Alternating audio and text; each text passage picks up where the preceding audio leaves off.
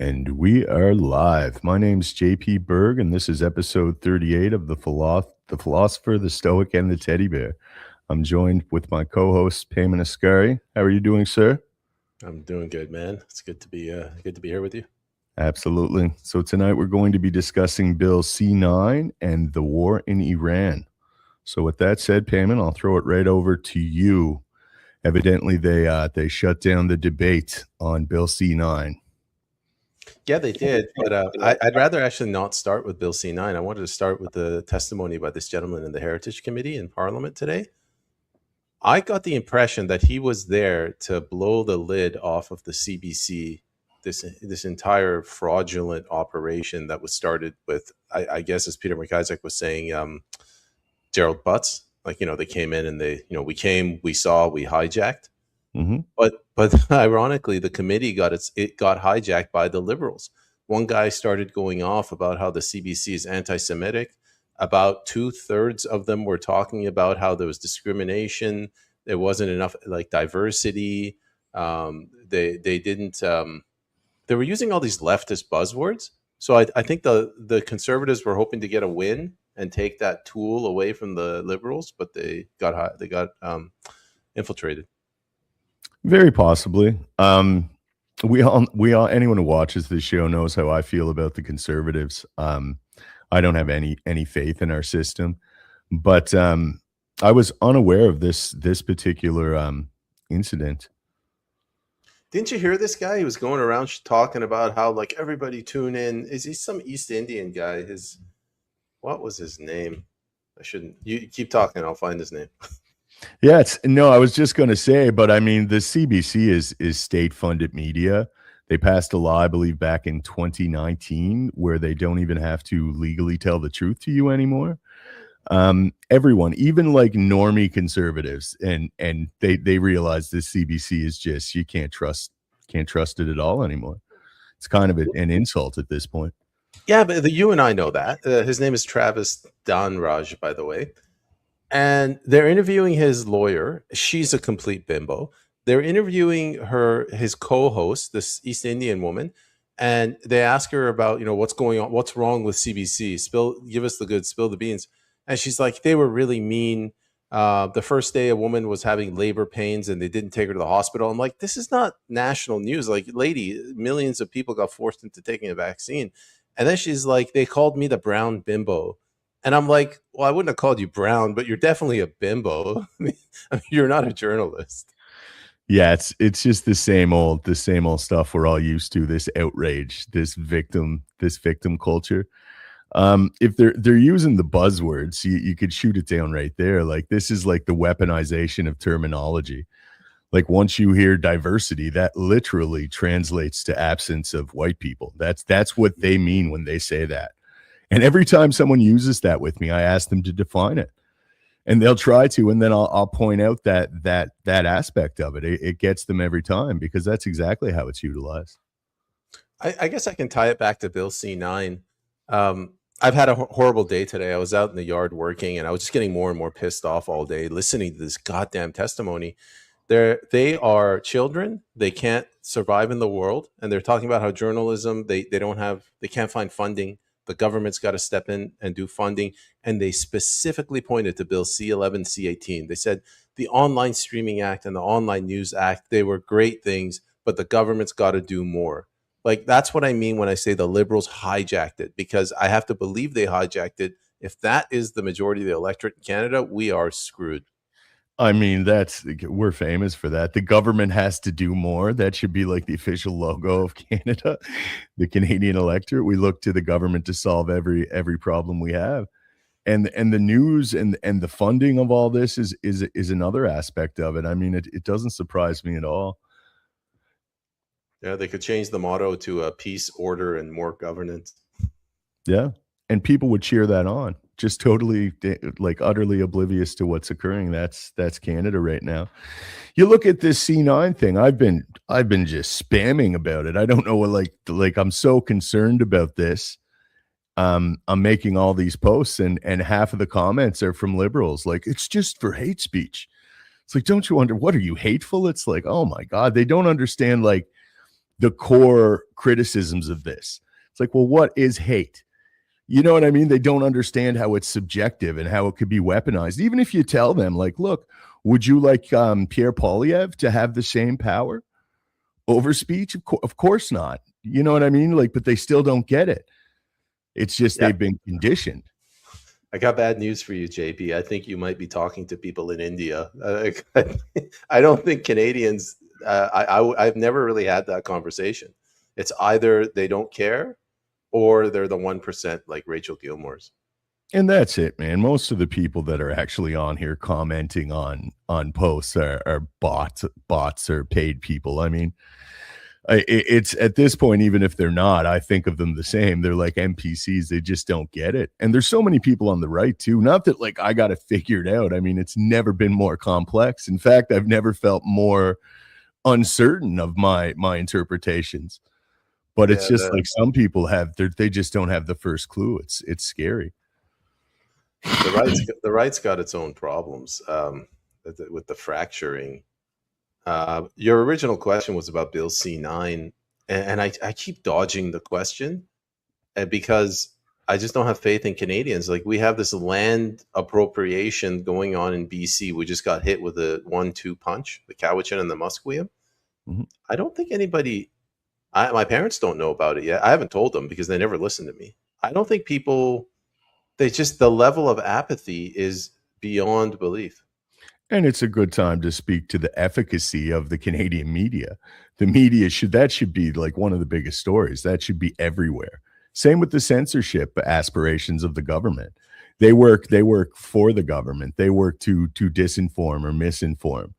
But especially in British Columbia, like that should be dominating the news cycle. Like this is like expropriation of people's private property. In BC, you're seeing it all. You're seeing like the crazy violent protests on university campuses. You're seeing this land, these land issues. You're seeing everything is kind of culminating in BC. And I don't know, it's not just relative to the NDP government. This is like, that's like a good example of what's going to be right across the country. This Heritage Committee testimony today, one guy in support of his argument that we need more government intervention. It's just the stones on these people. The government has hijacked media. There's no objectivity. Media is failing, and he's demanding more government. And the reason he uses for that is OpenAI. He goes, OpenAI, who failed to share information on the Tumbler Ridge shooting. Like, I wanted to just catch a flight over to Ottawa and strangle the guy. Yeah, it's frustrating, man. They're going to have a lot of rationales to implement the agenda they want to. These Trojan horses, like, oh, well, we want to keep kids off the internet. That'll be the next one. So that'll be kind of like we need a digital ID. We need IDs to get on the internet because it's dangerous. Think of the children. Same with the censorship things. It's just the fact that people are falling for it. And that people, I think the big reason the people on the so-called left in Canada are falling for it is because the right are against it. They're just so in that division mode and that tribalism that like they haven't even considered like, is this good legislation? Do I want this legislation? They just know that the right support it, so they're for it. Or the right are against it, so they support it just by default. Yeah, it's I remember a story when I was a kid. I read a story. These I don't know, green-headed people, they got attacked by the blue-headed farmers, and the blue-headed farmers killed all their women. So they grouped together, and the greens attacked the blues, and they started killing the blues. And then in the middle of the fight, the blue general killed the green general, and they just all put their arms down and went back to the farms. Like it's just pure hatred, like for no reason. Yeah, and that hate is preventing people from seeing the core issues. It's like I've said many times, like we're so busy looking to the left and the right, and we're so busy defending our leader that we're not scrutinizing our leader. And we're not speaking of the relevant issues. Like we're living in a country right now where they're expropriating private property through these globalist UNDRIP policies. They're kind of pushing that divide against Indigenous Canadians and regular property owning Canadians. At the same time, we're seeing this crazy, like Orwellian level censorship legislation. This shit is straight out of Brussels and Davos. It's the same things we've seen implemented in the UK, and it's going to be weaponized in the same capacity too, to shut down political opposition. Any deviation from their set orthodoxy, their rigid orthodoxy, any deviation can be construed as hate speech. That's how ambiguous this legislation is. Yeah. I mean, if you want to talk about the legislation, like the wording is specifically ambiguous, but to the average Canadian who's never run afoul of the law, what do they care, right? Like the average Canadian thinks, well, I'm never going to break the law. It's like the gun rights thing. So with a gun, they changed the law. So there's only 6 bullets allowed in this gun. Next year it's 5, and you forget to take a bullet out, and they come after you because they don't like your podcast and like, oh, illegal firearm. But the majority of people think, well, I'm never going to have a gun, and if I do, I'll never have an illegal gun. And that's if they even think that far into it, most people are just oblivious of this. I know really smart Canadians that they just don't know about this. And when I tell them about it, it seems so out of the ordinary that they think I'm exaggerating. They don't even seemingly believe me. But this is like, I think in the legislation in C9, it's like when people detest, they use the term detest. So, I mean, that's just a synonym for hatred. It still doesn't clarify anything. I mean, everyone knows, like, the semantical malleable nature of this. Like, it's just crazy. Everyone knows hate is subjective. It's an emotional interpretation that is a subjective one. And what I hate, you could love. And in a free country, we should even be able to hate. That's another argument. Like, we pay taxes in a free country where we have civil liberties. I'm a tax-paying citizen. I should be able to hate any group I want to hate. That's the truth, too. And you don't hear that argument made, but it's a relevant one. It's the society has gotten away from us. Like, the majority of the people, they don't follow the law. They don't understand common law. They don't understand God's law. They don't believe in the family unit anymore. The only thing that these people believe in is the Liberal Party or the Conservative Party.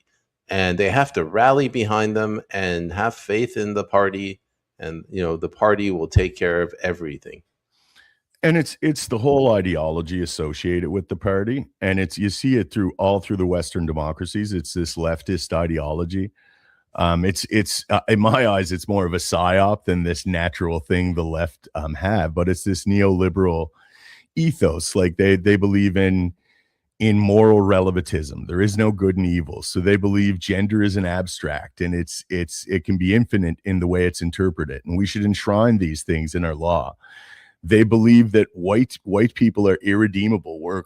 They have that whole colonizer critical theory framing where there's the oppressor and the oppressed, and white people are just irredeemable in that regard. And it's all of it. It's all or none. You either believe that or you don't. And the minute you try to deviate from it, this is how cult-like it is, then you're admonished straight away. What are you, far right? It's like, well, no, I just, I don't think men should be in women's bathrooms. Well, that's not a man. Next thing you know, you're feeling the weight of these admonishments, right? And that does a lot to prevent people from speaking out against it. Do we have anything as retarded as that on the right? I know in Iran we have it where, Islamic law says that a woman is worth half of a man, so you need 2 female witnesses. You stone women. Some Messiah is coming back, so we have to build like a special road so that when he comes in his automobile. Like, they're retarded. Do we have anything like that on the right in the West? Is Christian Zionism maybe? There's definitely a lot of weird aspects of the fringe right, but if the right had the power for the last 15 years, we might see something different, right? We need like a semblance of balance between the two, and that's how they're supposed to function. Ideally, is one kind of keeps the other honest. But in Canada, I mean, at this point, the CPC is not taking any hard stances in opposition to the liberal agenda. They're just not. They put up like a bit of performative opposition, but I don't see any real opposition. Pierre Poilievre should be non-fucking stop. Speaking out against the censorship, speaking out against the weaponized mass migration, speaking out against the Malthusian degrowth and deindustrialization policies that have just decimated our economy. But we don't get none of that, right? We get this kind of illusion of opposition. You know, earlier on, I said that this was like an attempt by the Conservative Party to one up the Liberals. And, you know, you've made your position on the Conservatives pretty clear. I've just given up on Canadians. Like, I don't think there is any, first of all, the Conservatives are useless. But as useless as they are, I think that's the only way Canada has to move forward. Like, the right is so divided right now. The Christians hate the Muslims, and I think they're being tricked into doing that. The Israelis think that everyone is out to kill them. I don't know who else is the anti-China crowd. They're singularly focused on, you know, stopping the Belt and Road Initiative. Then the nationalists and the libertarians are fighting amongst each other. This is not a winning strategy. No, and I can't help but to think that that's part of the agenda. It's for all of this division. It's all being hyped up. It's like I say, we're in this like fucking slave dialectic, this right versus left thing, and we're so concerned with this right, you know, let's unify the right against the left, and then the right is divided to hell, like you said. You have your ethno-nationalists that are putting the emphasis on the cultural or racial ethnos of Canada. And then you have your libertarians who are more like, you know, pro-republic, like they want to see less government. There's nothing in common with them. And the libertarians are more of the populist-minded people too. And I mean, as crazy as it sounds, like when you were saying what's on the right that's comparable to that, like the people on the left are obsessed with their identity. Everything comes back to their individual identity. Like, if you're a homosexual, like you are a homosexual, that is your identity, as opposed to like, you know, that's your preference. The same thing, like I'm trans. They're very obsessed with their gender identity. But on the right, we have this obsession with political identity. I'm a libertarian. I'm a populist. I'm a nationalist. And you know what I mean? It's just, man, instead of looking at what little, you know, faction we're in and factionalizing further, we have to look at like, what can we all get behind? I don't even just mean the right, man, the right and the left. Like the left should fucking know goddamn well that you don't want the government to have the power to police language. The left, as we've known it in the West, would have been against this. You actually, when in my era, it was coming from the religious right. They were trying to censor media. They were trying to censor music. They were making these arguments. They were trying to censor like mixed martial arts. You had a lot of these aspirations from the right, and the left were very much against that, pro free speech. And then you've seen that dynamic shift entirely, right? It's just relative to who's in power. People move around. I was watching the Duran today, and the guy, one of the questions from the audience, and he said, you know, the problem that we're having, the reason we're in Iran is because we don't have the anti-war left anymore. If we had the anti-war left, we would have seen similar protests to this Iran invasion as we saw to the Iraq invasion about 20 years ago. Well, those people that were on the left, the anti-war people, they've moved over to the right. That's the populist America First base that got behind Trump because he said he wasn't going to start a war. And now he started a war, and now they're pulling their support. So you got these people that they're just moving between these two sides, and they're looking desperately for a way to take back control. Yeah, Trump, for me, when he did this, like when he initially bombed their nuclear sites there in July, like I took a hard black pill because I put a lot of faith in this. Like this is like a nationalist American populist movement that is trying to kind of defang globalism and take some power away from the banks and the deep state and bring it back to the people. Like, and some of his moves did that, especially some of his policies towards the EU, their national defense strategy. But then it's like, oh my God, I'm having total flashbacks to the Iraq War, weapons of mass destruction. And then if you say anything critical against the war, well, you're a liberal. Or what do you support the mullahs, or do you support radical Islam? It's like these false dichotomy arguments. And I just see the same stupid people that were given the same bad reasons for the last regime change war. I'm having a total flashback to that. You sent me that link yesterday for the Tucker Carlson interview with Colonel McGregor, and he said that after in the 1900s, the government GDP was 3%. Government was 3% of GDP, and before the Civil War, it was 1%. And I've seen these graphs. Like the size of government was tiny. Now in the U.S., he says it's 30. Canada be way higher. This is GDP, not just public sector employees. So, like the level of interference in our lives, that's what bothers me. If this was like a Smedley Butler going around the world killing people, if they were doing it with private money, as bad as it sounds, that would almost not bother me as much. They're taking my taxpayer money and they're turning around, they're punching me in the face. They're telling me, like, you have to go through this checkpoint, you got to fill out this form, you can't send money like this, you got to write a contract. I'm like, fuck this.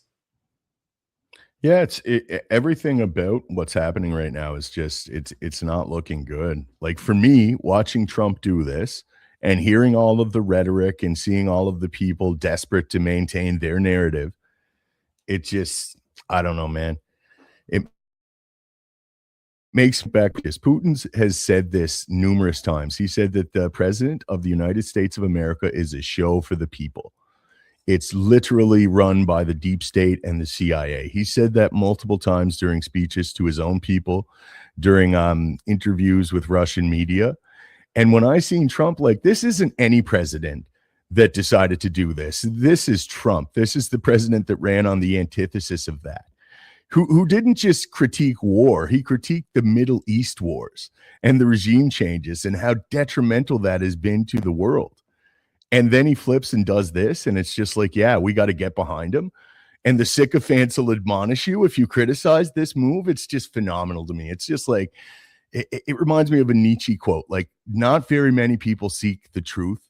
They merely seek comfort in illusions.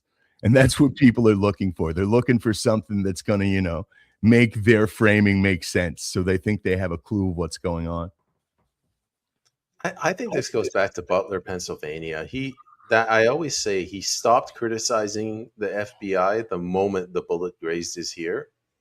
And then all the neocons came on, Marco Rubio, that Susie Wiles lady, that's a swamp creature. And he just took a complete turn, and his policies changed. And another thing I've noticed, the first 3 months of every year, his administration is phenomenal. That's when we got Doge, USAID. The first 3 months of this year, as we have our own opinions on Maduro, but it was pretty kick-ass. Like, yeah, I came, I saw, I conquered. He got Greenland. You were saying he admonished Europe and NATO. And then the neocons come in. These fucking neocons, like they you can't get rid of them. Well, it was still part of, like, it still made sense a little bit, right? Like they released the National Defense Strategy, and they talk about securing North America, securing the Western Hemisphere. So it made sense that they were going down into Latin America and South America and talking about that. They were talking about Greenland and Canada. That was still congruous with their strategy. This was out of nowhere. It's like, oh yeah, we're going to, right in the middle of negotiations. Twice they've done this now. So, I mean, the effect that has on future diplomatic ambitions, like, who's going to trust them? I certainly wouldn't. If I was the leader of a country, I wouldn't, I'll go into negotiations with you guys, and when my guard is down, you'll launch an attack. Like, that's it. It doesn't look good in any way. Sorry, I got to add one more thing. Where you said Butler, Pennsylvania, right after that, Peyman, you had a massive donation from Miriam Adelson. And a lot of people said he was bought. There you go. They got into him somehow. Yeah, I mean, that pay to play is another thing. Again, on the Duran, they went through like item by item the things that Trump has done that's absurd. So using the IAEA, abusing it to lie, to manufacture a reason to invade Iran. They did that in, I think, last year. Using the IAEA to target and assassinate scientists in Iran, going after the political leadership and assassinating them in Iran. They apparently assassinated peacekeepers in Qatar. They've done a whole bunch of these. Like some of them aren't coming to mind, but they've violated. It's not just international law. Like this is like the boy that cried wolf. Like if you violate customs and traditions and norms enough times, no one's going to listen to you. No one's going to work with you. Yeah, 100%. And again, it's kind of adds insult to injury for all of the people that supported Trump. Is he's not supposed to be this guy. He's supposed to be the opposite of this guy. And we're watching him not just go back on that, he's being an extreme example. Like no one took it this far. Like Netanyahu and Israel has been yelling for this Iran war for 30 years. The same narratives too. Oh, well, they're enriching plutonium. They're close to having a nuke. They've been close for 30 years now. I don't believe any of these narratives that it in any way, shape, or form benefits America. And I know because I'm very immersed in this populist movement, what MAGA was, that an easy, I'm estimating here, but I'd say an easy 70% of the base are dead set against this war. So why do this? And it's just, again, this is speculative or conjecture, but it seems like Bibi Netanyahu has control over Trump. I don't see how anyone could make a different assumption if you're thinking about it and being honest with yourself. Yeah, Colonel McGregor always says Israel owns most of the Senate and a lot of the Congress. But like you could think of Israel, don't think it as a nation. I think it's like a money laundering operation. All of these billionaires, and this goes back to the interview McGregor did with Carlson yesterday. He said you got these like billionaire class, the elites, the Christian Zionists. They are aligned with Israel. They lean towards it, and I think the money, like it's not even Israel. Like if you could take the name Israel and replace it with something else like technocrat. I don't know, DC elite. Those are the people that are funding these political parties, and without those funds, no candidate would ever get elected. Yeah, it's an apparatus of the deep state in some way. I think it always was. I think that was since 48. I think that's what it was intended to function as.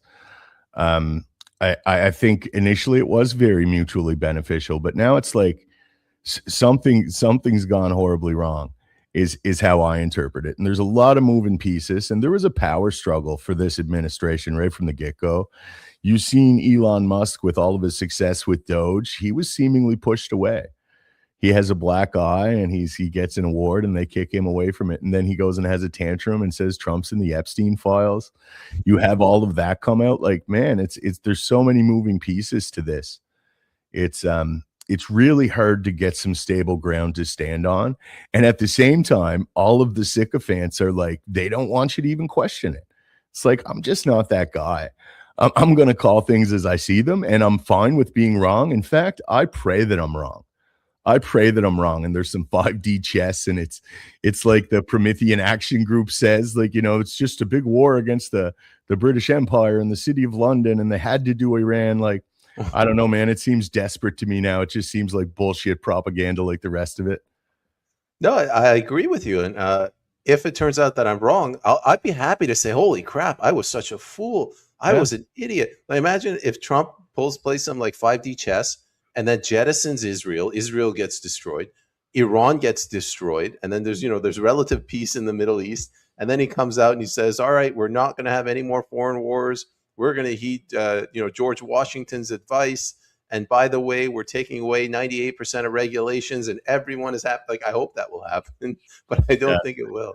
Yeah, it certainly doesn't seem like it. It seems just like that this is another captured administration. It seems like it's business as usual. And I don't get the impression that Trump was like, controlled opposition the whole time. I think Trump had an agenda, and I think he really tried to accomplish it. But in the end, this is a well-established deep state. The city of London, the Israel aspect, like these are powerful players, and I think they wield far more influence than is known. And that's just what it seems like. I mean, again, this is conjecture. I'm speculating. The phrasing I've started using now is you have the billionaire class and the trillionaire class.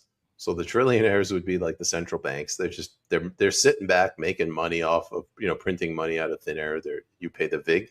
And then the billionaire class would be like the George Soros and the Bill Gates. And, as long as they don't criticize that underlying fiat currency system, they have free reign to do whatever they want. And then you got the NGOs and everything. And you got the suckers like you and me at the bottom. Yeah, and we can go deep on all of the conspiracy theories and say, it's the Zionists, it's the Jesuits, it's the Venetian banking dynasty, it's the city of London, it's the Chinese Communist Party, the Spanish Inquisition.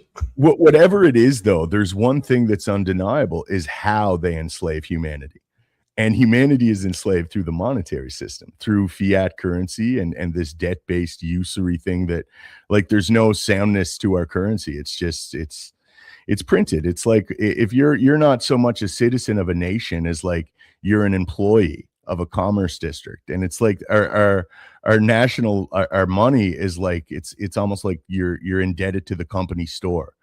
Like it's just not functioning anymore, and it's like I say, we can speculate as to who's in power, who's at the very top of this network. But one thing that's seemingly undeniable is that's the mechanism in which they enslave us. I recommend everybody go watch my interview I did with Curtis Stone. I loved his framing when he said you are either a man or a person, and he was trying to say person is a legal fiction. Now this is the man on the land sort of like lingo, and he said on one side you have the Bible, the other side you have Black's Law Dictionary, and that kind of made sense to me. I mean, you have God's law, or you have the law of these corrupt, crooked men. And we're being governed by the latter. Yeah, well, it was a great episode, man. He's very well informed, but he was using the term securitization, like our children are kind of are commodities of the state, and that's how they print money with that, like having a projection of so many people coming, then they have more leverage to borrow more money. It's really dark when you think of it, and that's what I say. Once you desanctify humanity, you start to think of humanity mathematically. You can rationalize atrocities because it's just a game of numbers. You've detached the inherent value in a religious sense from man. All right, let's pull on that thread, treating people like numbers. What do you think Carney's end game is with this Musqueam agreement? Not just that. It's not just that he's doing it now, which is a really strange thing because people are already on edge, but he's doing it in Vancouver. That's his base. Like he could have done it in buttfuck middle of nowhere, some conservative riding. So it all comes from like the UNDRIP globalist policies, like through the UN. You're seeing this being implemented in New Zealand and Australia too with their Aboriginal communities. I think it's a rationalization to cause dissent. It's a destabilization tactic. I think of it in a problem, reaction, solution framing. So they create this problem right now. Like we've seen, apparently there was a native band kicked a trailer court off of their property, and we're going to see something occur where it's like a large suburban area, and one of these native reservations like says we're going to evict you all. We want to develop this land. And then you're going to see like some of the most vehement division we've seen yet. You're going to see true violence. And that's when I think the government's going to want to come in a mediatory, like in a mediation capacity. And they're going to say, look, like you guys are going to kill each other. We have to kind of nationalize the lands. We're going to make sure that it's all fair. And that's just what I see. I see that with the balkanization of the Canadian electorate too. Like we have culturally incongruous immigrant groups here. Like, it's wild. You go to Brampton and the Hindus are fighting the Sikhs in the streets of Brampton. Like, I mean, they had to know that there was some effects to these policies. And I just think that they have to be aware of that. And in some capacity, they're going to use that to implement the next phase of the agenda. So to the audience, we're going to get to the questions at the end. If anybody knows why they're doing this, put it in there. And Tosca Houston, I see you there. You said yes. By the time I get to the end, I don't know what that yes is going to be about. So put some more context. This is like beyond 5D chess. Like I don't understand. Somebody must have sat down with Carney and they said, listen, let's give this land that's all of Vancouver, all it's like $1 trillion in assets because there's buildings there, like 20, 30, 40, 50 stories. Let's give it to the First Nations. And what? Like, let's like I just it's very risky to say like we'll cause this a shitstorm and then the people will come to ask for stability. Like you're stealing people's land. Like certainly that's going to wake Canadians up. Well, this is like there's a concept in psychological warfare. It's called like anarcho tyranny. And like the government would stop enforcing the law. And then when people are desperate, they can make them accept anything. Because at the end of the day, if you're not safe and you don't feel there's stability in your society, there's nothing else that really matters. You'll agree to anything. It's a way they weaponize things against us. And this is the climate we're in. And I really think destabilization is part of their agenda. I don't know exactly how it's going to play out, but I sure as hell don't believe that central banker WEF member Mark Carney wants to give the Crown lands of Canada back to the First Nations. That's just not the way that makes no sense to me. What you're describing is almost like an internal refugee crisis. Like you have all of these Canadian citizens that are pushed off of their Vancouver land and the government has to relocate them to, I don't know, Saskatchewan or something. But like another thing that's absurd about this, they're pushing this 15-minute city thing. We got to get everyone into 15-minute cities. And then they go into Vancouver, which is like the ultimate 15-minute city. And then they give Vancouver away to the First Nations. Yeah, it's wild, man. It really is hard to even process how they're getting away with this. Like, and Canadians are just, it's like they're not just apathetic or complacent. Like they're divided or they're just oblivious. It's just where does it go from here? For people like you and I who are watching this, who have been watching it for years, we're seeing how bad it's getting now. Like I would have thought Canadians would have woke up long ago. I really was optimistic, or we'll say better than that. I was naive.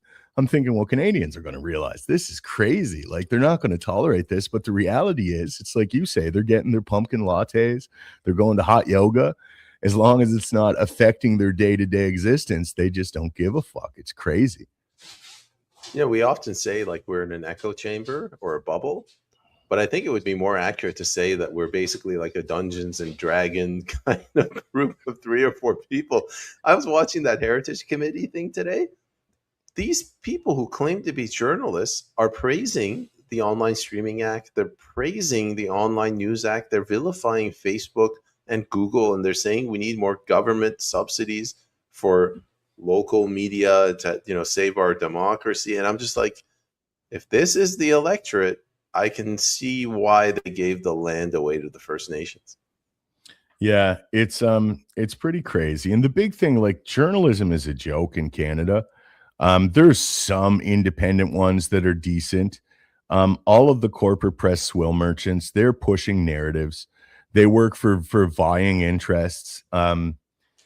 It's crazy. The state-sponsored media like CBC, that's just an apparatus of our government. It's like Pravda.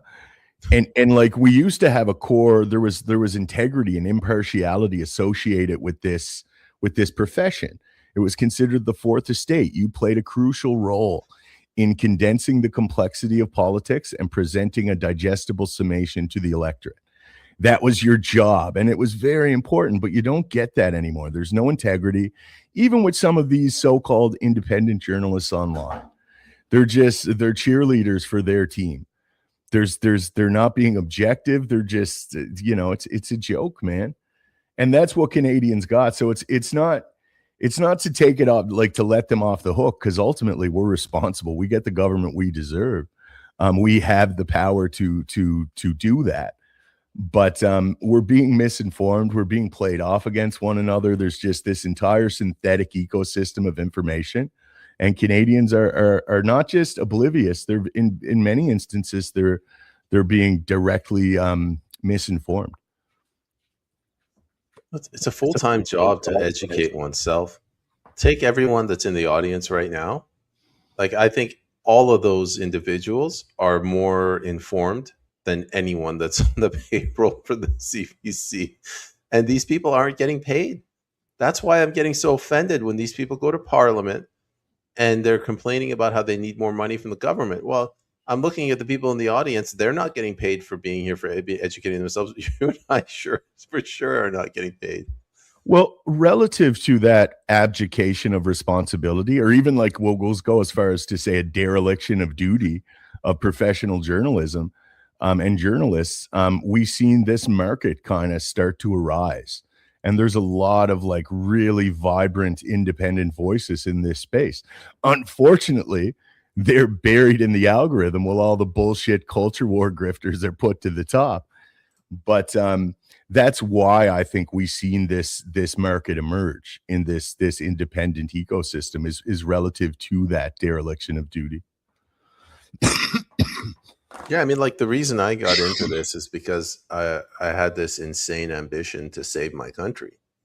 And I was so naive at first. I was like, if I lead, the people will follow. Like they're just looking for somebody who has courage, and I'll speak the truth.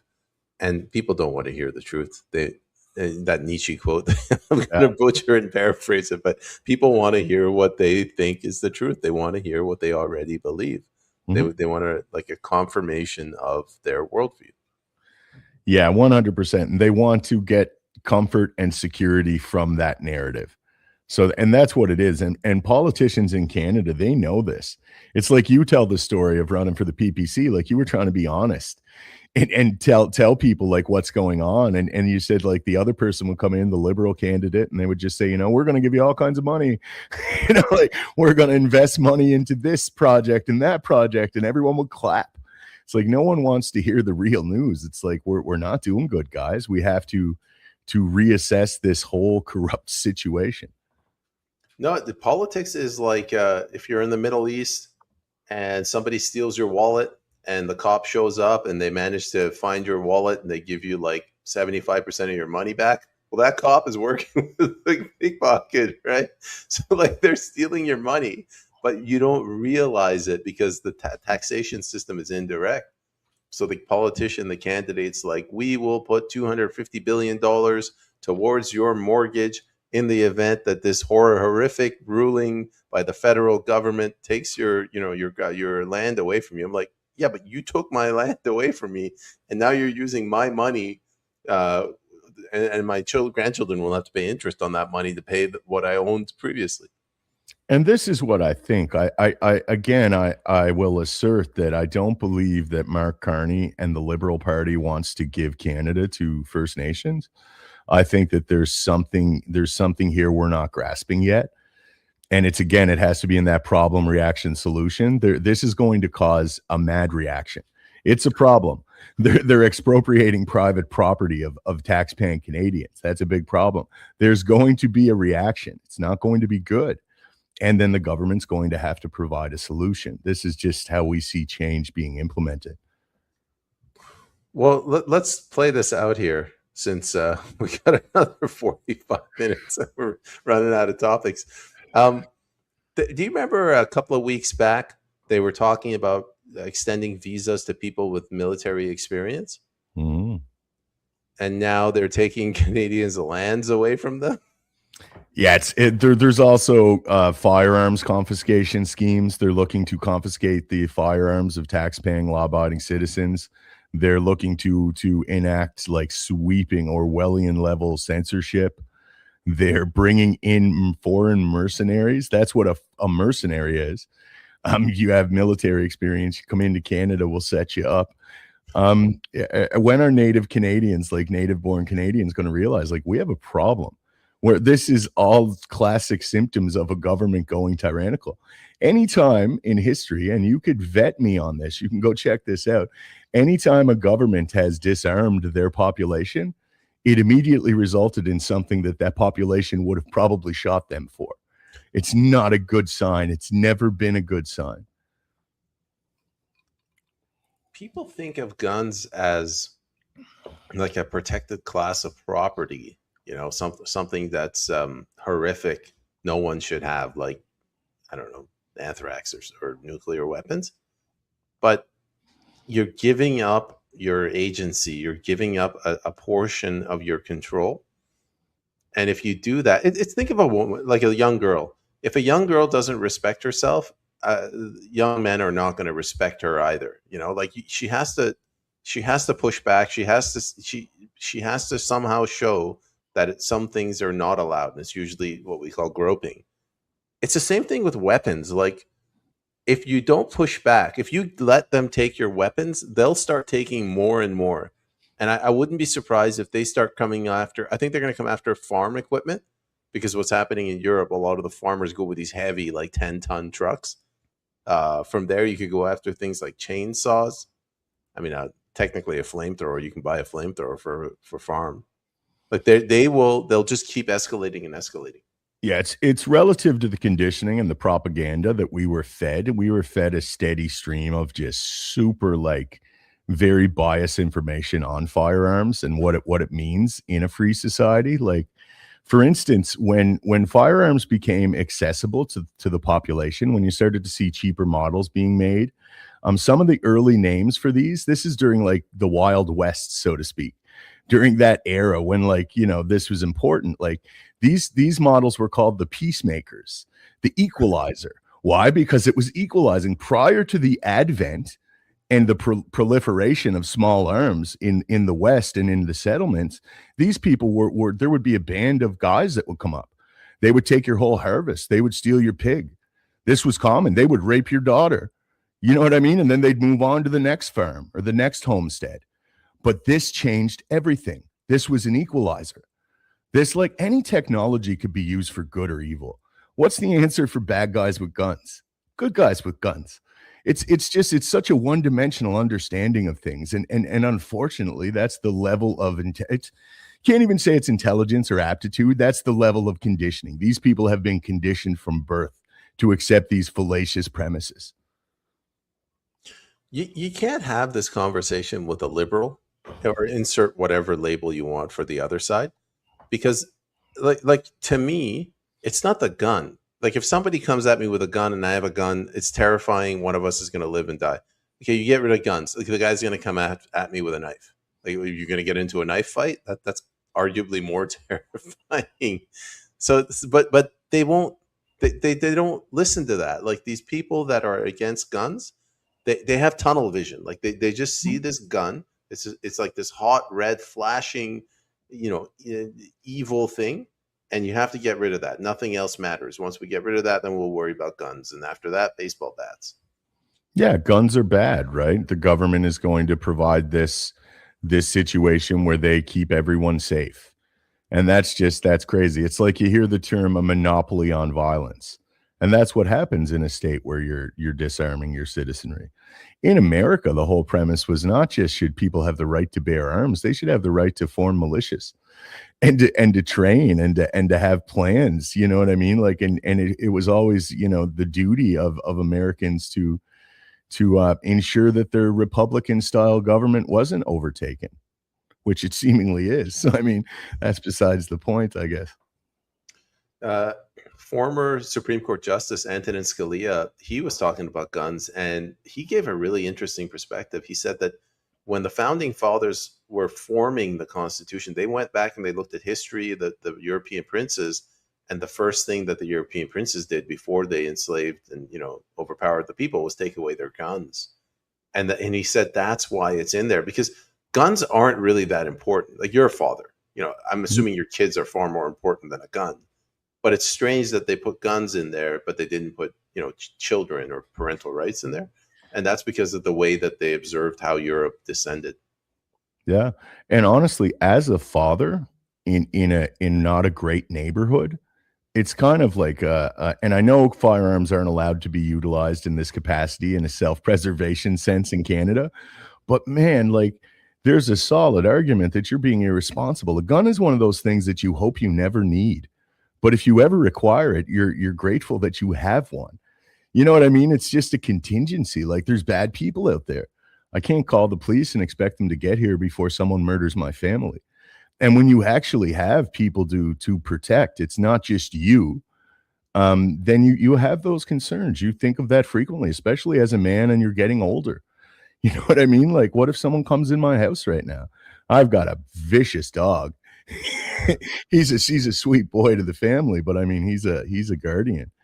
But it's again, man, it's all in the framing, and anything could be used for good or bad.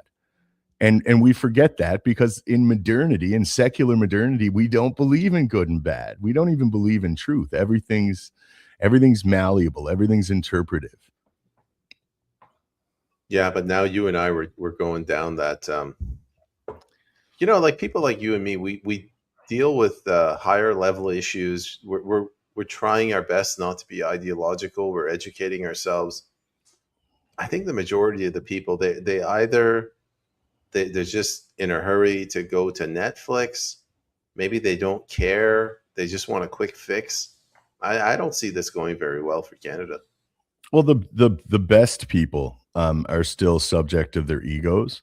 I find in these spaces, a lot of people are just trying to validate this inflated impression of themselves, and they attach their ego to their arguments, and then they lose perspective immediately. Once you kind of get down hard on one side of these dialectics, then you lose perspective and you start to be biased, and you start to just almost function to perpetuate the confusion as opposed to looking pragmatically on how to resolve anything. Yeah, I was laughing because you earlier you were saying some people identify on the right as libertarian or conservative or ethno-nationalist. I don't identify as any of that. I go to the bank and I have to fill out 50 documents, and I identify as not that. I just want a world where I don't have to do that. Yeah, it's definitely a shame, but it's like I say, man, you have to be very vigilant and realize like how convoluted everything is right now, and stay perpetually humble. And when you're learning things, when you're digging into this stuff, and when you start to find out things, don't all of a sudden think you got it figured out. Don't look at yourself and, oh, I'm so smart, I figured it all out.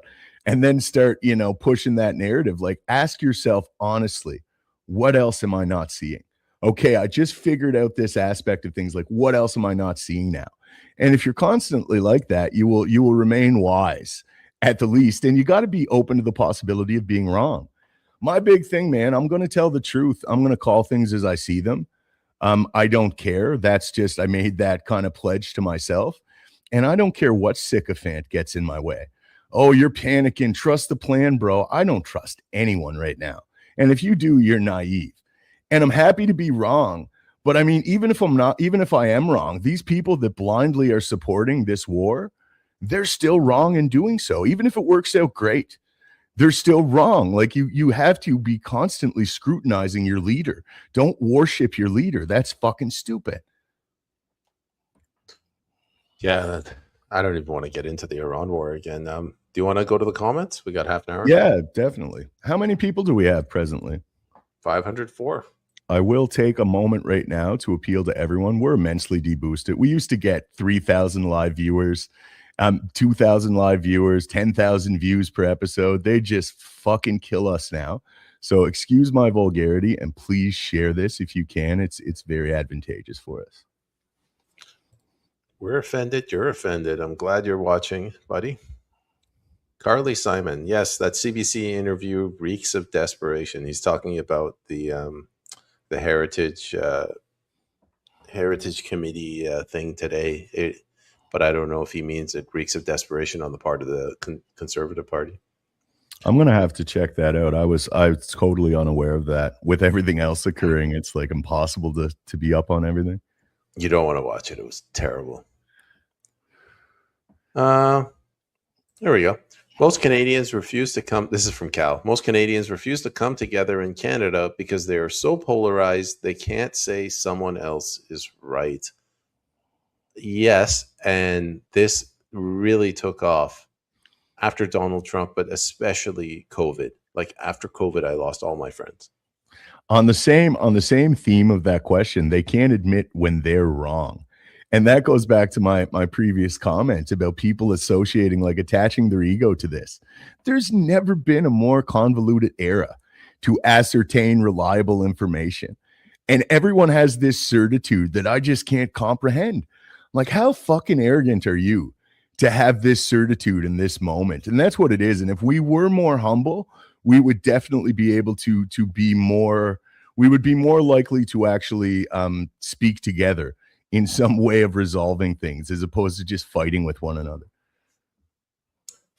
Carly Simon says, did you know the Cowichan is not the first land claim won by First Nations? See Delgamuk et al. Versus British Columbia 97 3 SCR, whatever. I worked on that file.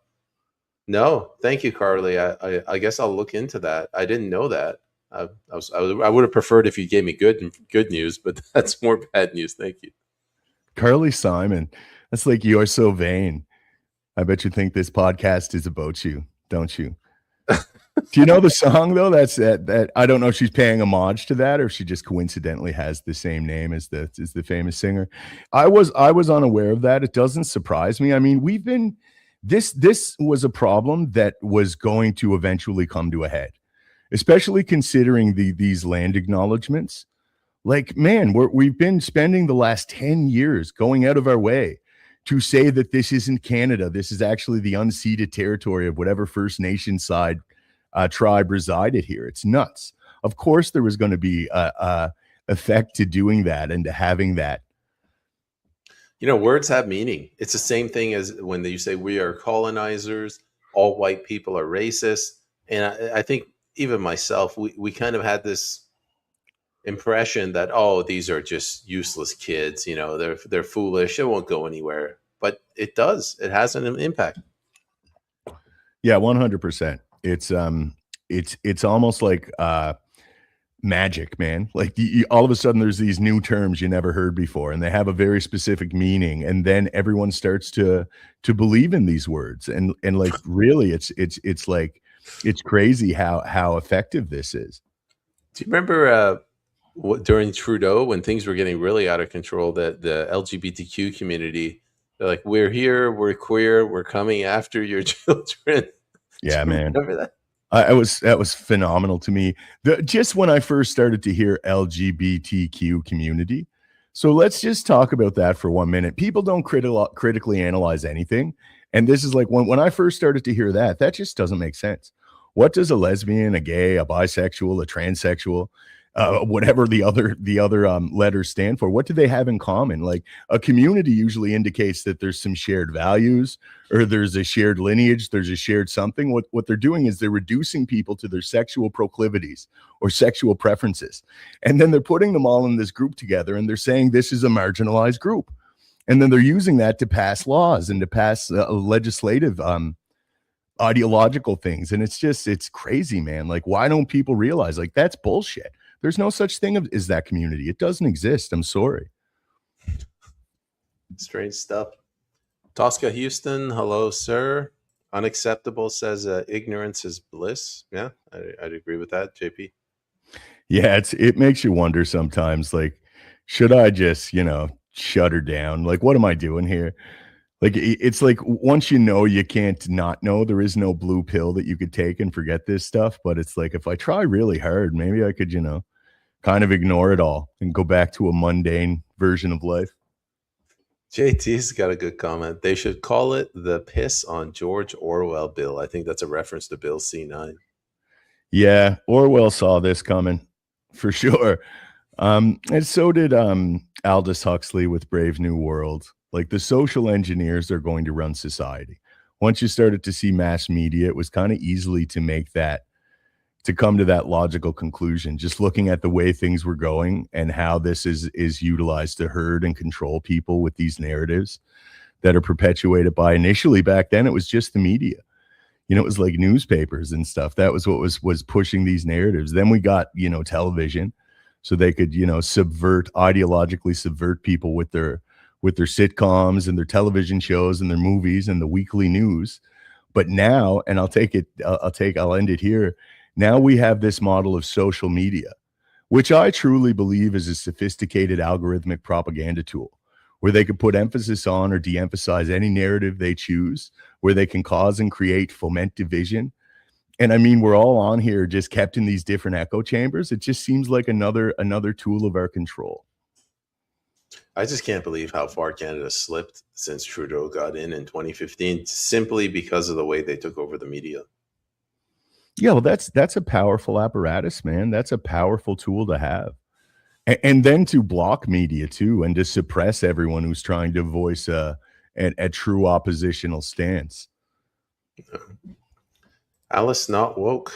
Same with surveillance. People saying they don't care if they're surveilled because they have nothing to hide. I remember this right after 9/11, and it was a very compelling argument because at the time everybody understood what privacy. Well, we had privacy, and we didn't understand what it meant to live in a world with absolutely no privacy. Like right now, if you go through a border crossing, they can tear your life apart. They asked me when I was crossing back into Canada how much money I have in my bank account. And if you don't answer, they're like, fine, we'll just hold you until your lawyer shows up in 7 hours. These people they're evil. Yeah, you have those petty tyrants in these type of systems that they end up having a bit of power, like a border agent. You know what I mean? And some of these guys, they truly get off on tyrannizing people. It's a shame, but you see them everywhere. Yeah, there's a lot of people that have this conception. And again, I believe it goes back to this conditioning. Like, no, under no circumstance should you accept that. It's like privacy is sacred. Like this is a big deal. And it's like, oh, well, you just keep me safe. I'll let you have every one of my rights. That's the big game, right? I'm going to give my rights to the government and they're going to keep me safe. We overvalue safety. What is it? How safe are you really? Like, come on. I'm just going to take a moment to mention that we got five viewers on Substack. We're trying to get people to move away from YouTube and X, where we're being suppressed to Substack. And I want to say hello to Jen Gasek, Heather Hamel, and Amy Clark for joining us on Substack. Thank you very much. Unacceptable. Feelings are part of the entirety of humanity. Yes. Cal, does that mean whoever sues for hate speech first wins? No, I think whoever sues on the side of the government in power, in this case it's the left, they're the ones that win. Yeah, you won't see this this used by white people that are being defamed consistently by the news media. You won't see this used for some of the hate crimes against Christians and Catholics in Canada. That's accepted. That's why, again, it's kind of weaponizing the legal system to enforce an orthodoxy. That's what we're seeing with these human rights tribunals too. It's just next level tyranny. We got a comment from Carly. It's hard to believe trans men are sincere when they keep, I think that means sexually assaulting women and kids in bathrooms. For me, going into a women's like intimate space is it's off limits. Like, you're not supposed to do that. I don't support this at all. I don't support men in women's bathrooms, change rooms, or prisons. So one aspect of this, I read extensively on this. I wrote a few articles regarding this topic. There's the gender dysphoric individuals that truly have a gender identity issue, but a large proportion of people that identify as trans, especially males identifying as females, they're what's known in the literature as autogynephiliacs. And these autogynephiliacs, they have this sexual arousement from presenting and being accepted as a woman. As a woman, so they want to insert themselves in these female only spaces, and like this is very well known, to the point where like there's pornography fetish sites that are of these males going into women's spaces and masturbating and stuff. Like, this is super common, and again, it's a topic. I don't necessarily want to talk about it, but I had to learn about it, and it's a big problem, 100%.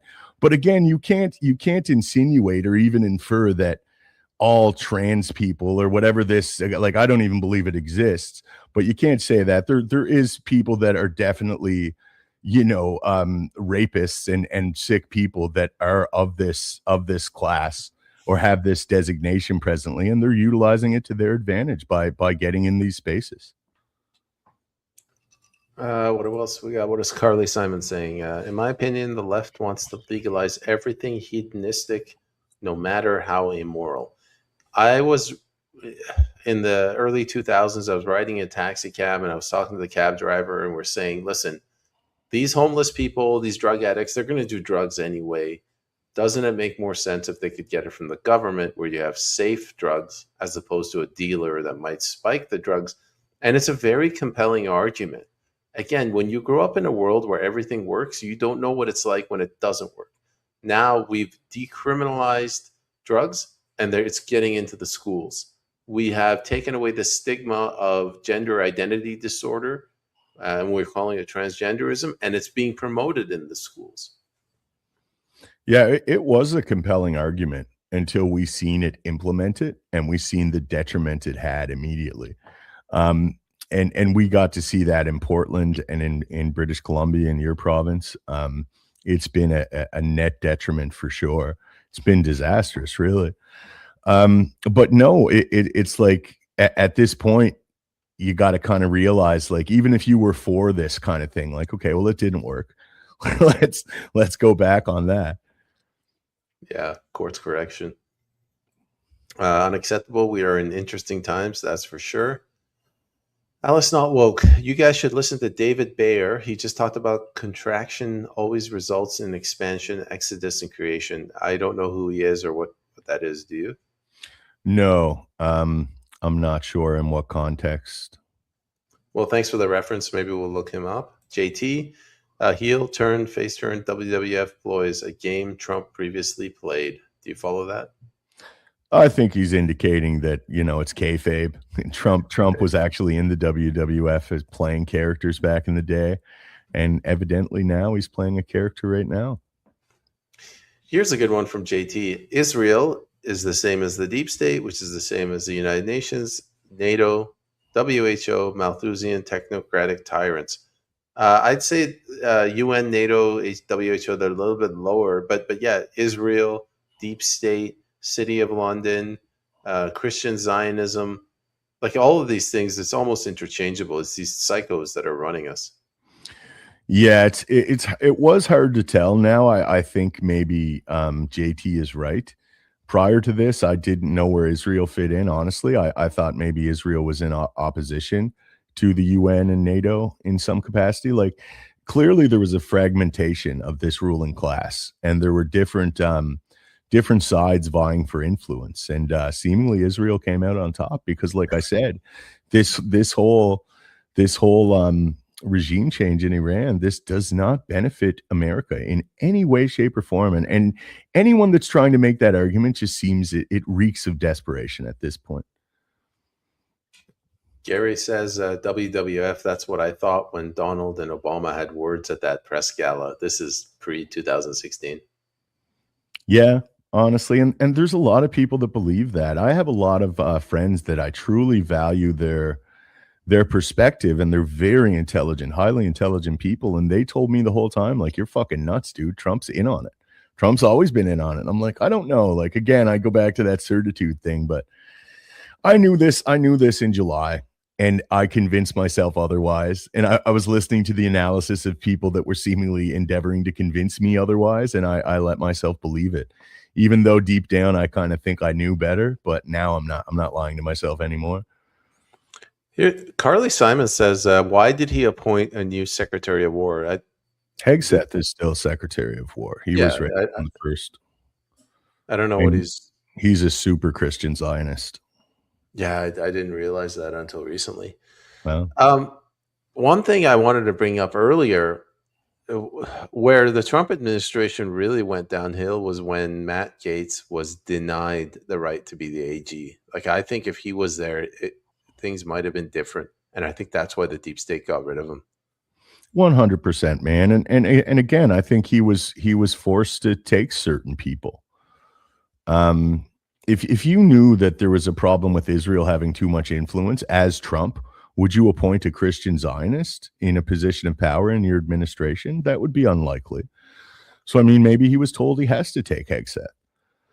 The Christian Zionists, some of the clips that have been coming out of these various pastors, like, I've never heard anything like it. And I'm Christian, I'm Catholic, and it blows my mind how theologically illiterate they are. Like, this is an ideology. It's predicated on dispensationalism and the Scofield Bible. I'm not going to get into it all, but I definitely would like to Inspire people to look it up. Do some digging on the Scofield Bible and dispensationalism and evangelicals. You'll be blown away at how crazy this shit is. I'll take your word for it. JT, Carney would love all of Canada to be an easily controlled reserve Indigenous industrial country. I'll throw that over to you. Yeah, maybe that's it too, right? Like, it's just, if ownership, if you're above, if you're the government and you're the banking class, do you really care who owns anything? Like, what's the, no, not really. You just care if you're still in control. So maybe that's what it's going to be. We're all going to live on the unceded hunting territories of whatever First Nations tribe we're associated with. Carly Simon, I agree, JP. The goal is to create 100% hopelessness to bring in the new world order. Could even be worse than that, man. What if they're going to cull us? Like, what if they're going to cull humanity with their neo-Malthusian framing and premise? They want, like, to take us down to 1 billion people. And what if they're going to do this by the wars? You know that all these rich people and these elites people have elaborate shelters and bomb shelters. Like, crazy ones, man. So, like, maybe that's part of their agenda. I heard somebody was talking about, like, he said he was talking to one of these billionaires, and the billionaire's like, well, I have a yacht, and I have a fallout shelter, and I have security.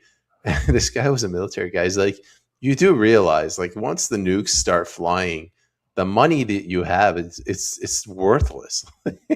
These mercenaries, they're not interested in gold. They're interested in food, ammunition, women, power. Ammunition will be a currency if things get dystopian. Don't worry so much about food, worry about ammunition, and then you will never run out of food. Good advice. Gary, the foreign violence is a feature. Begging for more safety is the end game. I think that's when I said they're bringing in mercenaries. And that's, again, kind of relative to that anarcho-tyranny thing, right? Like, you're seeing, like, so much crime, and the government is not doing anything to actually resolve it and make our neighborhood safe. In fact, they're telling us to put our car keys by the door and to cooperate with home invaders. Just, do what they want.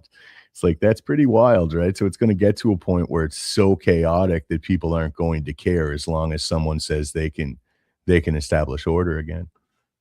JP, think of the burglars. I mean, you have these, like, minority burglars. It's so hard for them to get ahead in life. You're a white man. The least you could do is put your car keys by the front door. I got to stop projecting my white privilege. I'm working on that. Exactly. Let's see. Tosca, he says that when I made fun of him for saying yes equals destabilize and go rolls out in this agenda, then the next part of the master plan. It could be. I mean, the taking our land away to destabilize, but it seems like they're just. I can't tell if there's a plan, like a master plan, or they're just like, hey, Mark, let's see how much we can mess with these people. So here's an interesting little caveat, and you and I were speaking of this recently in a private conversation. So what we've seen around 2008 is the right and the left coming together on some big issues. You've seen the Occupy Wall Street movement coincide with the Tea Party movement and the Republican Party. And we all started to realize, like, oh, it's these big bankers. You started to hear the whole 1% narratives, the Zeitgeist, Peter Joseph movies. We're talking about the monetary system. Like, there was a real moment there. And then all of a sudden Barry gets in, Obama, and everyone kind of is kind of placated by that a little bit. And then you start to see these psyops, man, the transgender stuff, all of the racial division, the critical theories pumped up. And it's all seemingly sponsored by, like, Pfizer and all of these big corporate interests to push these psyops. And what did they accomplish? Well, what they did is they got the right and the left to focus on each other in this fucking stupid culture war with this right-left slave dialectic. And we're looking at each other and we're still arguing about this inconsequential bullshit.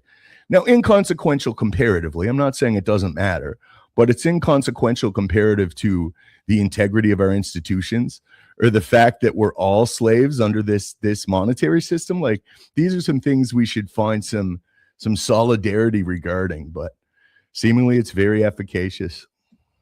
Yeah, I took that away from the libertarian guy that I was talking to. He's the one that brought it to my attention that this transgenderism thing blew up like right after Occupy Wall Street. Yeah, I've been talking about it a lot. I heard Dave Smith was the one that kind of gets the credit for it. He said it on like Joe Rogan a few years ago, and he's right, man. Maybe it's a coincidence, but I don't really believe in coincidence these days. Here's another one from Unacceptable. Carney wants to give the natives the land because after that, the globalists have a plan for the land, mining coal. Could be mining resources. Yeah, it's very possible, man. It's like I say, all I know for sure is that they're not doing this out of like altruism. They're not like, oh, we want to right this wrong of the past and give this land back. That's just not how these people operate. So Carly Simon is pointing out my ignorance. BC did that in 97 when they gave the title to First Nations of UBC endowment lands. Homeowners were left in the muck. I did not know that. So I was unaware too. This, the two of us, we feel so important because we woke up in 2020. Carly here has been awake since 1997. Man, when I encounter some of the analysts that were looking at this stuff for decades, like Matt Errett, who's joining us Thursday to have a discussion, like I'm blown away. Like this information was around for a very long time, and it wasn't necessary for the bulk of us to look at it. It was kind of COVID that woke a lot of people up. Mm-hmm.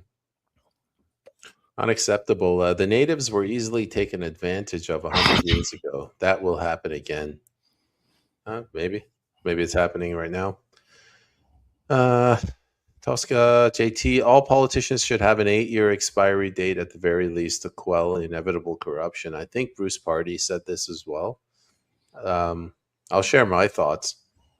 I don't think it is better, but it's not enough. Like if you as a people are not educated and you're not engaged in the political process, it doesn't matter how good your laws are. Eventually, these politicians will find a way. Yeah, 100%. I think definitely term limits are advantageous to the people, but I also think an era of hyper transparency, where if you want to get in the realm of public service, you have to understand that we're going to scrutinize you. All of your banking records, your history, your finances, your projected finances. Like I want to know all of that. And if you're not willing to do that, then I don't want you. Like we have to ensure that these people have integrity and they're there to actually serve the public. Remember that interview I did with Crypto Spartacus? And he said, there's no rule that says that the politicians have to invade our privacy, whereas we can't invade theirs. Like it should be the other way around. Like this invasive surveillance, it should be us using it against them. Yeah, 100%. He made a great point. And Jonathan Bahai has actually said the same thing that I initially heard from crypto. And that was we have to embrace digital IDs and we have to own them. We have to ensure that it's owned and protected by the people and it's done with blockchain technology. And then this is ours. It's not the government that creates it. It's the individuals. And we do this to ensure that we can protect our data and we can protect our identity and we're not exploited by it. And he used this analogy, Crypto Spartacus, and it was brilliant because we were kind of talking about this earlier. It's like when the gun was first invented, in some instances it was used by the government to kind of subjugate the people. But in America, it was used the opposite way, right? Like these things can be used as a tool of liberation or a tool of subjugation. It's who kind of gets to it first, essentially. Here's a comment from Tosca. You should probably comment on this. Machiavelli in his discourses and in The Prince lays it for us regarding the outcomes of bad governance. Yeah, Machiavelli, it was so relevant that it's actually in psychology. It's a term. It's a personality dimension, Machiavellianism. But yeah, I don't have any particular insight in that. I agree with it. It's I think everyone should be aware of that. Have you actually read The Prince? I haven't. I haven't read it, but I'm aware of the plot enough. I've heard it referenced so much, and I've read people referencing it that I have a bit of an idea of how it was. I know when to use the word to impress women, but Those words just make women think you're a nerd, bro. That explains why I never actually get their numbers. JT, it should be a big problem, you mean, JP, but I see no pitchforks yet. Yeah, I think he's talking about the land grab thing. I've been using that phrase, pitchforks. Like, I just don't know what it's going to take.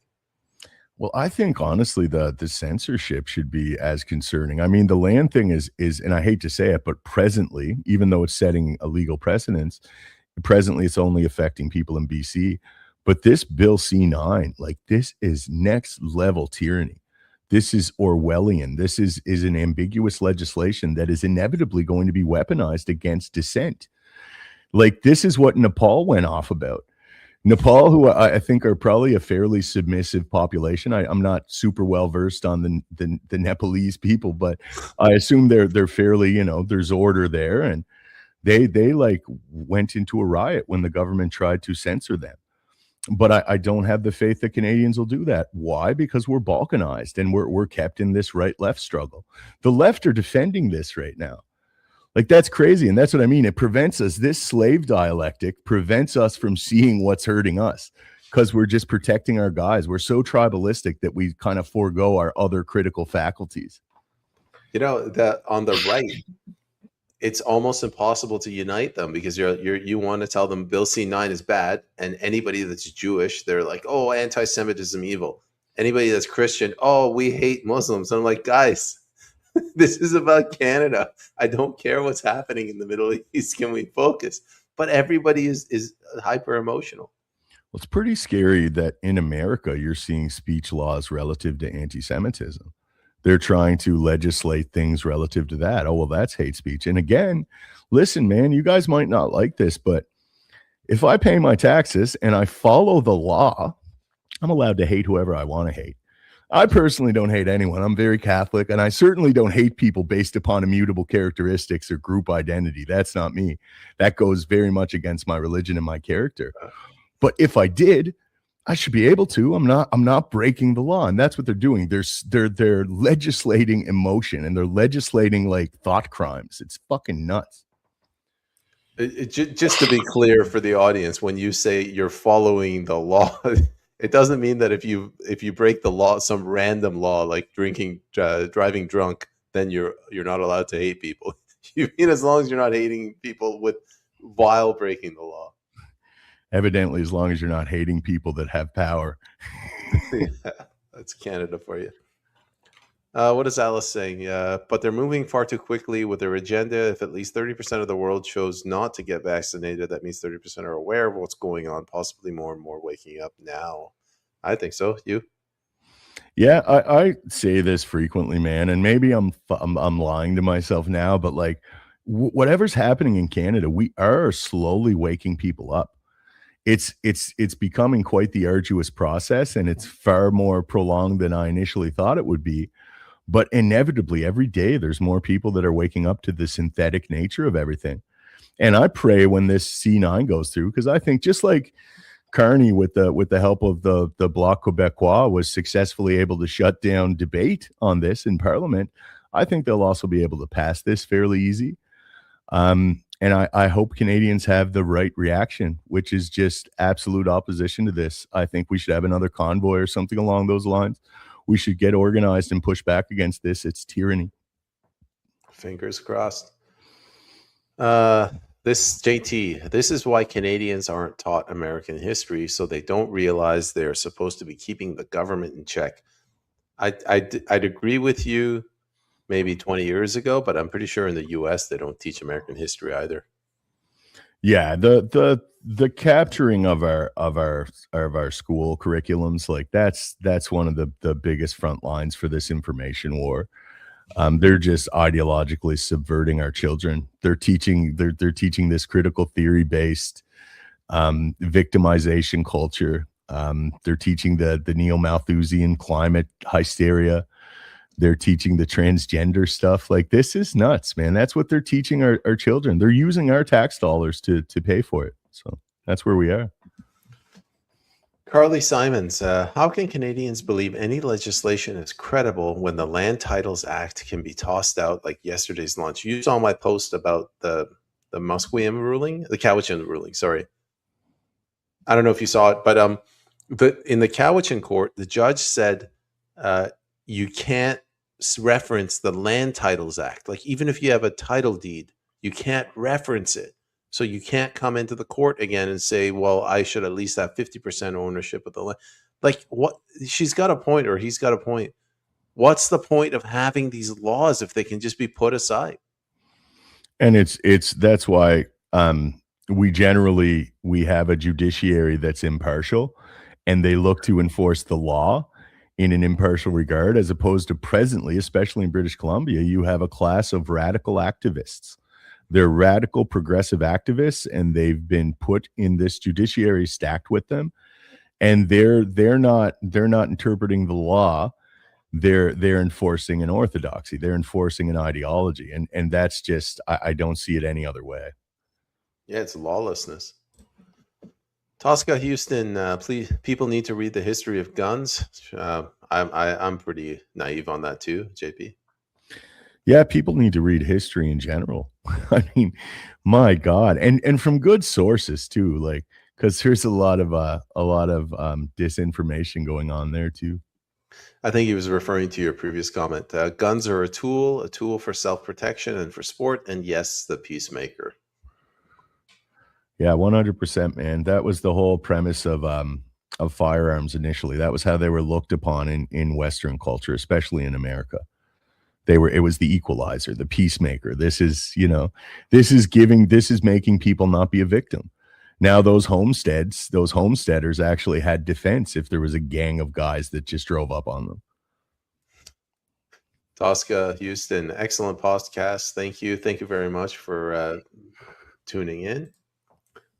JT, it's the crushing of the flawed worldview that inhibits the liberals from thinking critically about guns. If they need a gun, they don't need daddy government, and they have daddy issues and want daddy government. I'll throw it over to you. Well, yeah, that's a common criticism, and I think it's relevant because we were again conditioned to have these views. Like, and people they never even heard the alternative. They never heard of the stats of people that were saved by guns. It's just been vilified in this just ridiculous way to where it's like you said, they won't even consider the arguments. Guns are bad, bro. You know what I mean? It's that simplistic. Guns kill people. Unacceptable. Canada will send our boys to fight the war with Iran. I don't know. I mean, I just don't see our boys having what's necessary to fight a war. What do you think? No, I don't even think America will have ground troops. Maybe I'm being naive or optimistic, but I don't think Trump has the plans for that for sure. But we'll see. Who knows? Alice, not woke. The media controls the narrative. Repetition seems to brainwash people very easily. Yeah, definitely. Media controls both sides of the narrative. That's the trick. That's when you really start to wake up. You realize that, like, your side is not right neither. That's synthetic. It's controlled opposition. We're being gamed. Yeah, they're good at it too. JP, you were not alone. I don't know maybe that's a song. Carly says, yes, I know that song. By the way, I am a female. Sorry, Carly. Female, but she knows your song. If you want to sing the rest of the song, go ahead. She definitely does. There's no way she never heard that her whole life. Mr. Malosh, thank you for reposting the stream. Unacceptable. We studied those books in schools, Fahrenheit 451, To Kill a Mockingbird, The Pied Piper. I haven't read The Pied Piper. I've read the other two. It's a shame that they're not really teaching this stuff in school anymore. Well, 1984 used to be in the high school curriculum. That's a great inclusion. Like, and again, they don't want to educate people to have critical analytical skills. They want to just have people that can regurgitate information. No. Hey, Clown World's here. Darn, I don't know what time you guys go on anymore. I just got, sorry, Clown World. So on Tuesdays, we moved it later to 4 p.m. Pacific, 7 p.m. Eastern. On Thursdays, when we have guests, we try to do the same time, 4 p.m. Pacific. But if the guests can't make it, we vary it on Thursdays. And thank you for sharing the stream. What is this? Unacceptable. I met 4 men in the girls' can. None of them were trans. I freaked out on all of them. That's got to be scary as a woman. Definitely. I don't know what to say to that. She goes, I kicked in the stall door when a guy was in there. He was sitting. Okay, that's just too much information. All right, Tim. Jerusalem is the new headquarters, but don't tell anyone I told you that. Oh, okay, fine. I won't tell them that, anyone that. But what do you think? Yeah, man, I can honestly say I don't know. I'm not liking what I'm seeing. And I really wanted to try to, like, again, I was lying to myself since July when Trump initially attacked Iran. I believe that in some way, seemingly, Bibi Netanyahu is exercising control over President Trump. I'm happy to be wrong about that. I'll be very, very pleased to be wrong about that, but I don't know how anyone can't see that presently. This is another comment from Clown World. Being a Zionist, he can't be a Christian. I've heard this phrase before, Christian Zionists.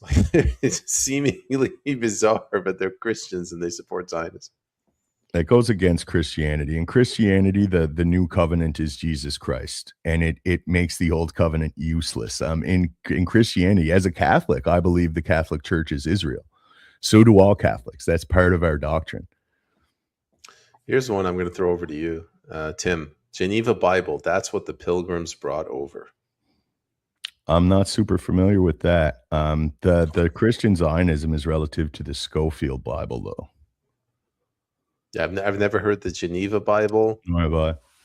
Do you know where I hope I don't make a mistake with this one. Do you know where the word Bible comes from? No. It's a town in Lebanon, well, present day Lebanon, Byblos or something. That's what I heard. Interesting. Before it gets better, our future is idiocracy. Our present, too, seemingly. Within Canada, anyway. Clown World, how are you doing for time, JP? You got another 10 minutes? I'm good, brother. Yeah, absolutely.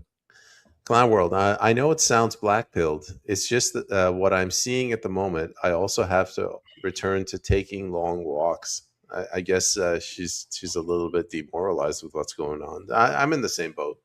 Yeah, I watched that episode of you and Curtis Stone, and it was a great episode, but just some of the things he was saying, like, I realize now, like, I don't want to put as much effort into waking people up. I'm never going to. You know what I mean? It's seemingly like the world is controlled by very powerful interests. And every time, like, I'm here, I have 2 children, he said, and I'm on X arguing with some idiot. You know what I mean? It's like, it hit home for me. I was like, fuck.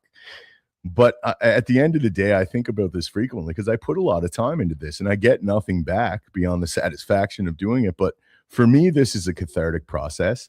If I couldn't come on here and live stream and kind of vent about some of the issues, I'd probably go mad. I would drink a lot more, that's for sure. Welcome to my world. So Unacceptable says, trying to find you on Substack. We are at actually, it's at Teddy Stoic Philosopher.substack.com. So that's where you can find us. There's also a band from Quebec who's trying to get tons of NCC land, national parks included, I believe. I don't know what NCC is. Nor do I, but I know there's other First Nations bands that are trying to do this in various provinces. You know, I watched an interview and this is the one that I clipped out and I put it on. I got 25,000 impressions. And no offense to the guest or the host. They're good people, just like you and me. But throughout this episode, they jumped over each other to justify the position of the First Nations. It said, we understand why they did it. The First Nations are not bad for taking the land. They just, they saw an opportunity and they took it. It's a free market thing. And I'm like, they stole people's land. Stop justifying it. Yeah, there's no justification. It's like I said frequently. Now, I said this very facetiously. If this isn't Canada, I want my tax dollars back. Like if all of the rights that are enshrined as being a Canadian are not applicable and my private property is not even like that doesn't mean anything. I want my fucking tax dollars back, man. That's fine. I've got 25 years of taxation. That'll get me a nice spread. Maybe I could buy some land off the First Nations. Could you imagine, like, close your eyes and picture a court that actually has competent judges, and they rule that you get to get your tax dollars back from the First Nations that just stole your land. They give you your land back. It's just so utterly ludicrous, man. I often say, because number one, I can't afford a lawyer. I've met quite a few lawyers since doing this. Maybe one of them will pro bono me when I get in trouble inevitably, but I'm looking forward to representing myself. I really am. Like, I got to have someone film this because it's going to be good. You get into an argument with the judge.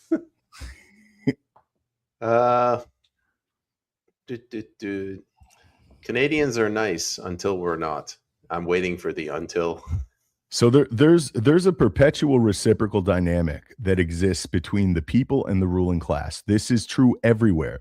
And even the most oppressed people will reach their breaking point. That's just the truth of it. So she's absolutely right on that. That's true to any people, even the most historically submissive. We got a comment from Gary. Critical theory entered the Surrey schools in the mid-'70s. I had an openly gay female principal. Man, I've been trying to make inroads into the Christian community. I remember I talked to Tanya Gaw maybe 4 years ago, and I was trying to get them to mobilize. And I just saw hope through the Christians that they would move the country in a more traditional manner. But I see that they are just disorganized as the rest of us since the 70s. It's a minority in Canada too, Christians. And then there's the differences between them, like Catholics and Protestants. I mean, there's some major doctrinal differences, and you see them arguing about this. I don't do that. I think like you're missing the point. If you're going to do that, like I try my best not to jump into those discussions, but yeah, I think for a minute when it was less complicated, when it was just the government imposing this trans ideology, I think all of the religious communities had a bit of solidarity. It's like, okay, well, we don't want the government indoctrinating our children that goes against our faith. And all Abrahamic religions are against this, and other religions too. But I mean, once everything started to get more complicated, you started to see that get beat to shit. Just like the populist movement has been devastated, so has any solidarity amongst religious groups. Clown World says CAF, Canadian Armed Forces promos are happening on X. All of them show white men. That's really disturbing. When the government starts acknowledging that it needs white people, you know there's a war looming. Yeah, honest to God, that's what concerns me the most about the diversification of our police forces and this foreigner mercenary class coming in now. We're importing military personnel, because what I tell myself right away, it's like a group of Canadian military people, they're not going to necessarily go into an area against civilians, against their fellow countrymen. Like, I think you'd have a lot of occurrences of people saying, no, we're not going to follow those orders. But when you import people, or when you diversify your police stations, you're going to have people that are just going to follow orders without compunction. And that's very, very pernicious. Yeah, we've talked about that multiple times. Alice, I'll check my email. We have an email for this podcast. It's probably where you sent it. And what else from Alex? Apparently, the Liberal want to add another tax on top of regular property tax based on property value. Get ready. Did you hear about this? No, it doesn't surprise me, though. It's like an unrealized gains type of a tax, I guess. Yeah, I think they're calling it an equity tax, but it's an unrealized gains tax. Like they are squeezing whatever, and it doesn't make any sense to me. Like, they steal $1 trillion worth of land. And then they're like, well, we need, like, why don't they just start stealing all the land? Why do they need to tax us? Yeah, it's so dysfunctional presently. And like these ideas, their whole premise, it's almost destined to not work. It's kind of like they've yet to abandon it. While the rest of the world is, like, especially with some of the climate change policies and stuff, the rest of the world is walking back from this, but Canada, we're just doubling down. Same with the transgender stuff. Even in the UK, they're pulling back a little bit. We're seeing legal precedents come where these detransitioners are being awarded vast sums of money from the medical professionals that mutilated them. And yet Canada still, we're doubling down on all of these terrible ideas. It's just phenomenal to behold. I really think that Mark Carney and his cabinet, they're just drunk all day long, and they're like, let's see how far we can get away with it. Or maybe there's a bunch of Arabs in the Middle East, they're betting on, what shenanigans Canada will get into next. Yeah, what's Polymarket saying about that? Yeah, exactly. Alice Not Woke, Tanya Ga's a Christian Zionist, unfortunately. I didn't know that, but I just thought she was like a hardcore Christian. Dude, there's Zionists in Canada that aren't even evangelicals. Like that's that Wyatt Claypool dude. He calls himself a Baptist Zionist. Not heard of that. That's new to me. He's just an opportunist, I think, personally. Let's do a moratorium. No more mentioning of that gentleman's name on this show. I don't want to picture his ugly mug. David Fishman, We All Have to Learn, a great book about your ego, Eckhart Tolle and New Earth. Do you know that? I don't know that. And I guess we can end it with one of our most loyal viewers, Peggy, home equity tax. That's what they're introducing. Yeah, it's disgusting. I've not heard of it. And again, it's like you and I were speaking recently, Peyman, and you were saying, oh, my memory's not good. And it's like, dude, it's not that your memory's not good. We're being overwhelmed with information.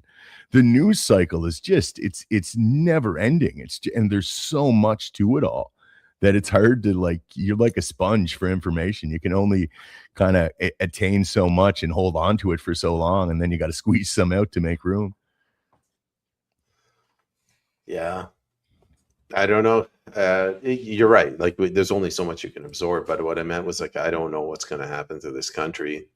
I'm like Curtis Stone at this point. I'm not going to get into arguments. I got 2 kids. I'm not going to argue with some loser on X. I'm just trying to stay off X now. Yeah, I do my posts, but I don't spend a lot of time arguing with people because number one, I don't think they're real. I don't think most real people get to see my content. I think they throw the bot armies at me, and I'm just arguing with regime apologist bots. Yeah, well, it's a good thing that the Conservative Party is running out of money, so I'm not getting attacked as viciously by the bots anymore. I think that's all we got. There's a couple more comments. Clown World, ironically, my property value has been going down for the last 5 years. I have no clue why and get no answers. I've heard about this. The property value's in the toilet. Where I'm curious, I don't expect you to answer, but I'm curious as to where you reside at because I thought property values were going up everywhere. Clown World, can you put your physical address with postal code? Your real name too? Yeah, social insurance number. I 100% support the banning of said name on this podcast, Wyatt. But you can still go on about how much of a freakazoid he is. Dude, that whole angle, man, I don't trust, and I'll say it now too. I don't care. Rebel News, I don't trust them. I don't trust anyone who works for them. They're pushing a very pro-Israel narrative, and that's it. That's their main core emphasis is to promote the state of Israel. We need an impartial Canadian independent news media, and we don't fucking have it. Did you see, you were in that space the other day, Alice Not Woke, I'm not reading that. The JDS, this is the name of the space, Jew derangement syndrome. I think there's a contingent in the Conservative Party that's trying to leverage this anti-Semitism narrative to get voters. This is why I'm just like, well, man, this country is toast. Yeah. It's again, man, they want it all in this right-left thing. The right should be pro-Israel and pro-neocon and totally anti-Islam. It's like, I'm anti-weaponized mass migration. I'm a proponent for remigration. But I'm not getting in these dialectics. I'm not getting on either side of that and losing perspective and sounding like all those idiots in that space. I'm not going to do that. Like I'm going to remain humble and realize I don't see all the pieces of this, and I'm not going to take a firm stance. As we're winding down the show, JT says Blyett Clyde. Carol says that thanks so much, guys. Excellence as always. Thank you for tuning in. We're trying our best to get the message out and change the level of discourse in the country, but it's not easy. Well, it's certainly not easy when you're deboosted. So I'll take this moment again to appeal to everyone. If you guys can please share this. Many of you have commented that you're enjoying the episode. If there's anyone you know that you think might enjoy this type of content, please go out of your way and share it with them.